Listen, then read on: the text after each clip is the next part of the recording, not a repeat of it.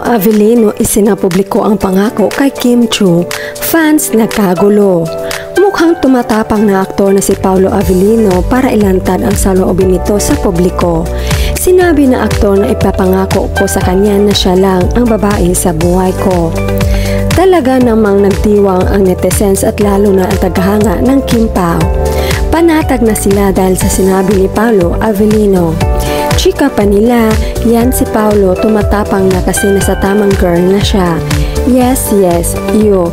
Ayan, happy na ang lahat. Yung mga kinabahan dyan ay relax na. 100 bagsak, 100 for you, Daddy Pao. We believe in you if how true you are to your words and how you value it.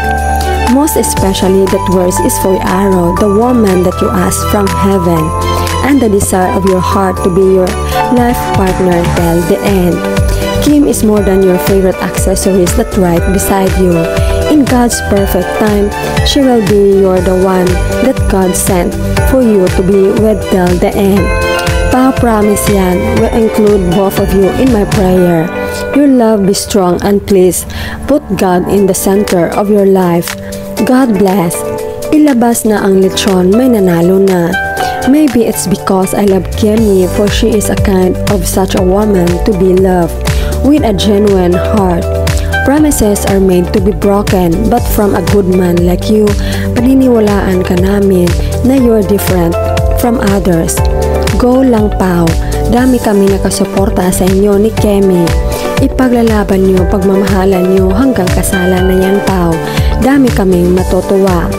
Thanks God, grabe si Pao, daming babae dumaan, failed lahat. Si Kemi lang nasa puso niya mula noon. Believe naman ako kasi hindi siya ninira ng relasyon.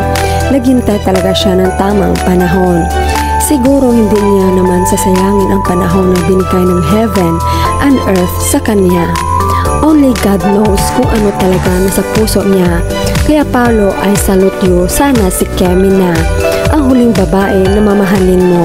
Kaya pala parang umaapa ang giginis yan sa pagpupost at depensa sa sarili at panlait kay Kemi. He's just simply jealous, that's it. Sa wakas nakita na sila ng mag-soulmate at forever. I hope so, Kim Pao. Di pakasalan mo na si Kemi para happy ending talaga, gaya ng What's Wrong with Secretary Kim.